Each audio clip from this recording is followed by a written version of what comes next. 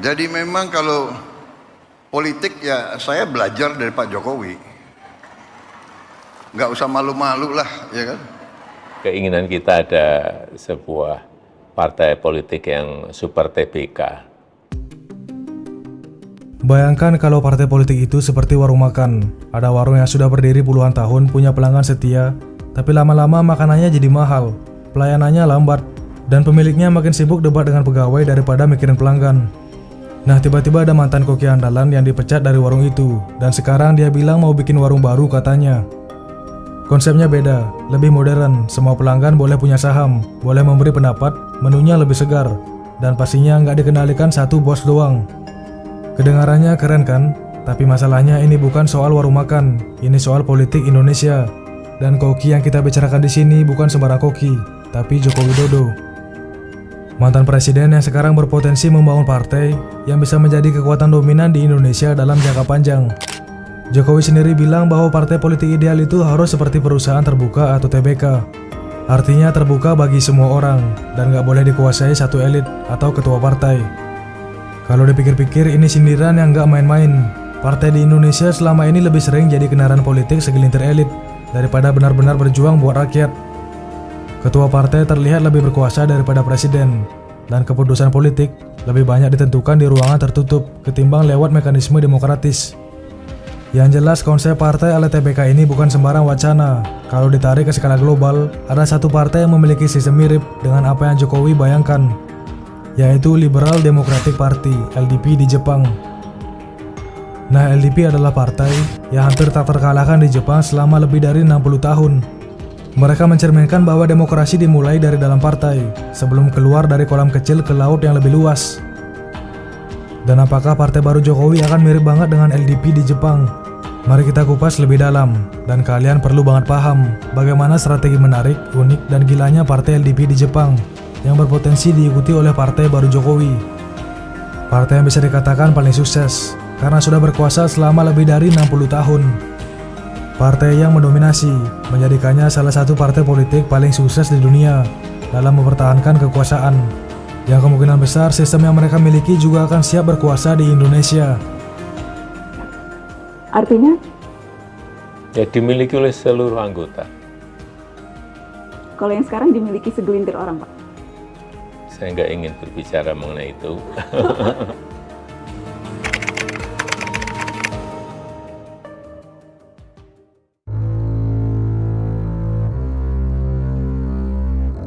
Politik Indonesia itu kayak sinetron, penuh kejutan, drama, dan plot twist yang bikin kita bingung harus ketawa atau nangis. Jokowi yang dulu anak emas PDIP tiba-tiba jadi musuh nomor satu. Setelah dianggap melanggar kode etik partai, dia dipecat. PDIP menuduhnya menyalahgunakan kekuasaan dan tidak loyal pada Ganjar di Pilpres 2024. Nah, dalam politik, kalau sudah nggak sejalan, nasib bisa berubah 180 derajat. Lalu apakah ini alasan dibalik rencana Jokowi membentuk partai baru? Apakah ini sekedar bentuk perlawanan personal, atau memang ada visi lebih besar di baliknya? Yang jelas konsep partai baru Jokowi ini menarik, karena dia membandingkannya dengan perusahaan terbuka atau TBK. Dalam wawancara dengan Najwa Shihab, dia bilang partai ini super TBK, atau bisa disimpulkan mirip perusahaan terbuka yang akan dimiliki oleh seluruh anggotanya, bukan segelintir elit aja. Dengan kata lain, ini partai tanpa ketua umum yang dominan, seperti di PDIP. Nah, selain itu, sekarang kita masuk ke asumsi besar. Kenapa partai baru ini dibilang mirip Golkar juga? Golkar selama bertahun-tahun dikenal sebagai partai yang terbuka untuk semua orang. Jokowi sendiri pernah bilang, dia suka Golkar karena pluralismenya. Coba lihat sejarah ketua umum Golkar. Ada yang dari Jawa, Sumatera, Sulawesi, sampai Papua. Bahkan Jokowi pernah bilang simbol pohon beringin Golkar itu bikin dia merasa teduh. Berada di dekat pohon beringin, di bawah pohon beringin, membuat kita lebih teduh. Tapi yang lebih menarik lagi menurut WikiWek, partai baru Jokowi ini justru akan lebih mirip LDP di Jepang. Nah, kenapa? Karena LDP berhasil jadi partai dominan di Jepang selama puluhan tahun. Apalagi jika kita lihat dari strategi kepemimpinan dia menjadi presiden dalam 2 periode sebelumnya.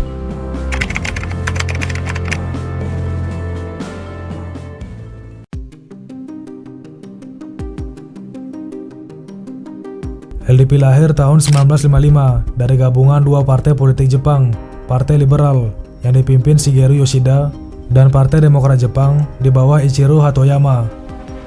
Keduanya punya ideologi konservatif sayap kanan dan bersatu untuk melawan Partai Sosialis Jepang yang saat itu sedang populer, sekarang dikenal sebagai Partai Demokrat Sosial. Setelah terbentuk, LDP langsung memenangkan pemilu dan membangun pemerintahan konservatif pertama Jepang dengan mayoritas di parlemen, posisi yang terus mereka pertahankan sejak saat itu. Nah, bicara soal strategi, LDP ini udah nggak diragukan soal bagaimana jeniusnya mereka berkuasa lebih dari setengah abad. Kita lihat beberapa strategi mereka yang sebagian mirip dengan gaya kepemimpinan Jokowi jika kalian perhatikan. Pertama, ada sistem kolektif ketua partai LDP, mesin politik yang tak tergoyahkan. Ketika membicarakan Partai Demokrat Liberal Jepang atau LDP, kita seringkali hanya melihat hasil akhir, dominasi politik selama puluhan tahun. Tapi kalau mau benar-benar paham mengapa mereka bisa terus bertahan, kita harus menyelami lebih dalam struktur internalnya. Salah satu faktor penopangnya adalah sistem kolektif ketua partai, sebuah mekanisme kompleks yang mengatur bagaimana kekuatan politik di dalam partai didistribusikan, diatur, dan yang paling penting dilindungi. Sistem ini meskipun terlihat seperti politik kamar belakang, sebenarnya adalah inti dari stabilitas LDP selama puluhan tahun. Nah, sistem kolektif ketua partai ini menggambarkan wujud demokrasi dimulai dari dalam partai. Kemudian ada faksi, partai dalam partai. Kemudian kita harus bicara soal faksi. Kalau LDP itu diibaratkan sebagai sebuah kapal besar, faksi-faksi ini adalah mesin-mesin kecil di dalamnya. Masing-masing faksi memiliki kaptennya sendiri, dikenal sebagai bos faksi, yang mengatur strategi politik, pendanaan, dan karir anggotanya. Bayangkan bos faksi, seperti Tanaka Kakuei. Dia terkenal sebagai bank berjalan, karena kemampuannya mendanai politisi muda yang mau bergabung dengan faksinya. Dengan uang dia menciptakan kekuatan politik besar, yang memungkinkan dirinya mengontrol siapa yang menjadi ketua partai, dan pada akhirnya Perdana Menteri Jepang. Perdana Menteri Kakuei Tanaka dan rombongan mengadakan perundingan dengan Presiden Soeharto di Istana Merdeka. Ini adalah bukti nyata bagaimana uang dan loyalitas bisa menjadi bahan bakar utama dalam sistem ini. Namun ada efek sampingnya, karena hubungannya dalam faksi lebih didasarkan pada koneksi pribadi. Perdebatan kebijakan nasional seringkali tertunda oleh pertarungan kekuasaan internal. Dalam beberapa kasus, perpecahan antar faksi bisa lebih berbahaya bagi LDP daripada ancaman dari oposisi. Nah, kemudian ada pemilihan ketua partai sebagai pemimpin dan penjaga harmoni. Menariknya di LDP, menjadi ketua partai bukan selalu tentang seberapa besar faksi yang dimiliki seseorang. Sebaliknya, pemilihan ketua seringkali mencerminkan kebutuhan partai untuk menjaga citra publik. Misalnya ketika LDP menghadapi skandal besar atau krisis kepercayaan, mereka cenderung memilih seseorang yang dianggap mampu memulihkan reputasi partai, meskipun orang itu bukan bagian dari faksi dominan. Contohnya adalah Perdana Menteri Jepang, Miki Takeo, 1974, Kaifu Toshiki, 1989, dan Koizumi Junichiro, 2001. Mereka bahkan berhasil menjabat sebagai Perdana Menteri Jepang. Ketiganya naik ke puncak, bukan karena mereka memimpin faksi terbesar, tetapi karena mereka dilihat sebagai reformis atau tokoh bersih yang bisa menarik simpatik publik. Koizumi adalah salah satu contoh terbaik. Dia bukan hanya pemimpin yang karismatik, tetapi juga reformis yang berani memotong pengeluaran untuk proyek-proyek war barrel, proyek pembangunan daerah yang digunakan untuk menarik suara.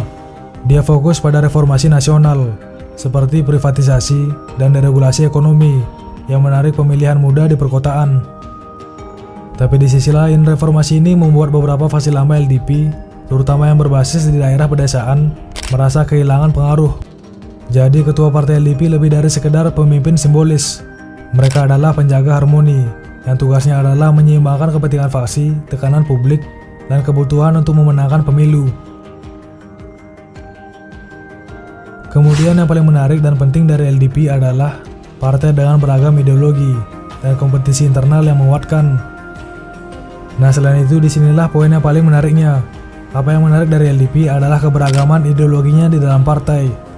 LDP adalah partai yang mampu menampung spektrum ideologi yang sangat luas. Di satu sisi ada nasionalis sayap kanan yang ingin merevisi konstitusi untuk memperkuat militer Jepang. Di sisi lain ada politisi progresif yang mendorong deregulasi ekonomi dan hubungan internasional yang lebih damai. Ini sangat menarik, karena di dalam partai ini kalian bisa menemukan politisi nasionalis sayap kanan, tapi juga politisi progresif yang mendukung deregulasi dan perdamaian internasional. Perbedaan ini seringkali muncul dalam isu-isu besar, seperti revisi konstitusi, kebijakan militer, dan hubungan dengan Amerika Serikat.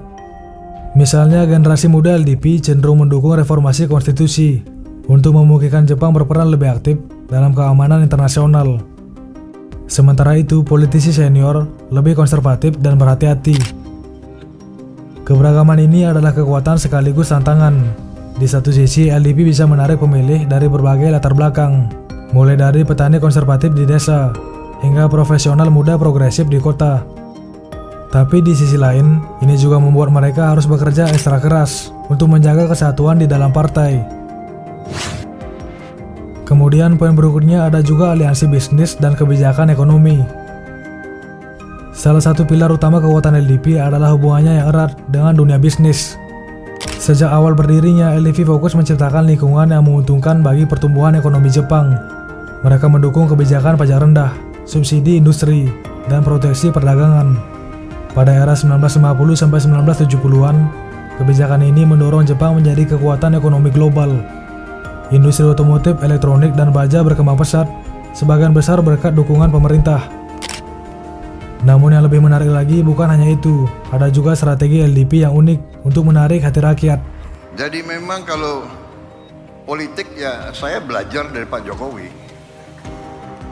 Nggak usah malu-malu lah, ya kan?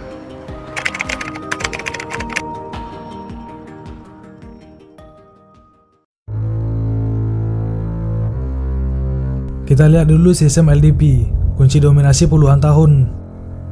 Kalau kita bicara soal LDP di Jepang, hal pertama yang bikin mereka menarik adalah sistem yang menopang keberadaan mereka selama lebih dari setengah abad. Sistem ini bukan cuma soal pemilu, tapi juga soal bagaimana mereka membangun hubungan dengan rakyat, memanfaatkan struktur pemerintahan, dan bahkan menggunakan celah-celah dalam distribusi suara. Yang pertama, klientelisme.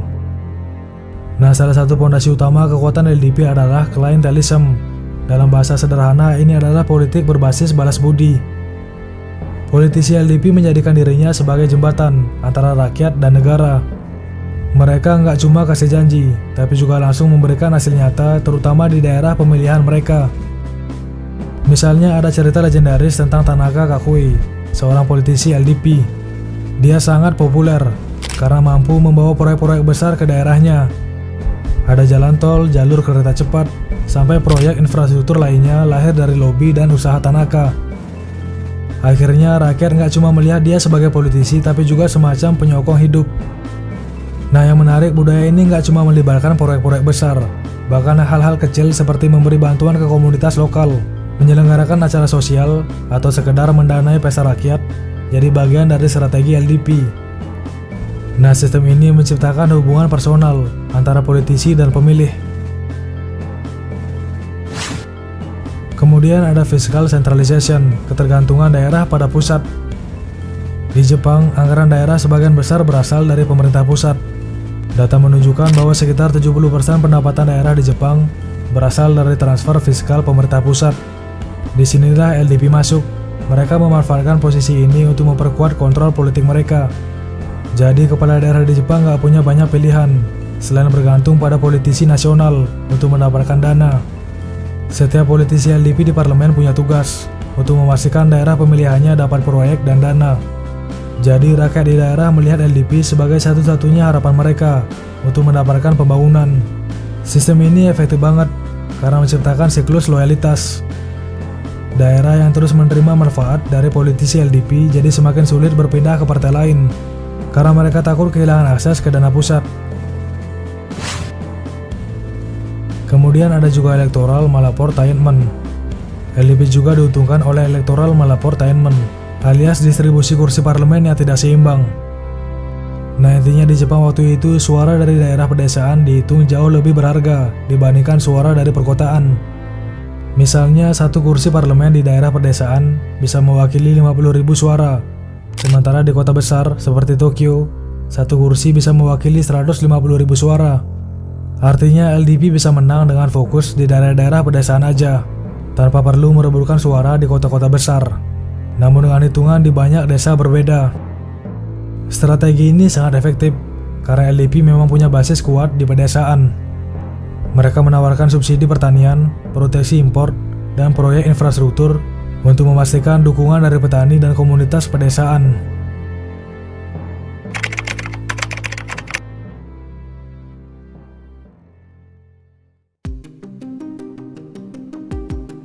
Jokowi dengan ide partai politik berbasis Super TBK membawa harapan akan perubahan besar dalam politik Indonesia. Konsep ini tidak hanya menyindir partai lama yang cenderung dikuasai elit, cenderung lebih takut dengan ketua partai yang orang bilang lebih berkuasa daripada presiden. Tapi justru Super TBK ini menawarkan masa depan politik yang lebih transparan dan inklusif. Perbedaan ideologi dari setiap anggota bisa ditampung dalam satu partai besar. Bayangkan tuh, ideologi yang berbeda bisa ditampung dalam satu partai. Jadi mereka tidak dipecat begitu aja, tapi justru menerima keterbukaan dalam hal perbedaan pendapat. Intinya ini udah kayak partai dalam partai, mencerminkan demokrasi yang ideal dimulai dari dalam partai. Nah, menurut pendapat pribadi Wekiwek, partai Super TBK yang direncanakan Jokowi terinspirasi dari model dominasi partai LDP di Jepang, jika dilihat dari gaya kepemimpinannya sebelumnya. Jadi Jokowi ingin membangun partai yang bukan hanya kuat, tapi juga mampu menampung keberagaman ideologi dan kebutuhan masyarakat luas. Jika terrealisasikan, partai ini punya potensi besar untuk menguncang dominasi partai-partai lama, sekaligus menjadi ujian bagi sistem demokrasi kita. Nah, bagaimana menurut kalian? Apakah partai Jepang yang berkuasa hampir 1 abad ini kemungkinan akan menjadi contoh partai baru Jokowi? Tulis pendapat kalian di kolom komentar video ini. Kita diskusi bareng di kolom komentar. Karena diskusi kalian yang akan membawa topik ini jauh lebih berkembang. Dan subscribe Wekiwek jika kalian suka dengan pembahasan seperti ini. Terima kasih. Partai politik yang ideal menurut Bapak? Idealnya seperti itu. Partai politik yang ideal memang seperti itu.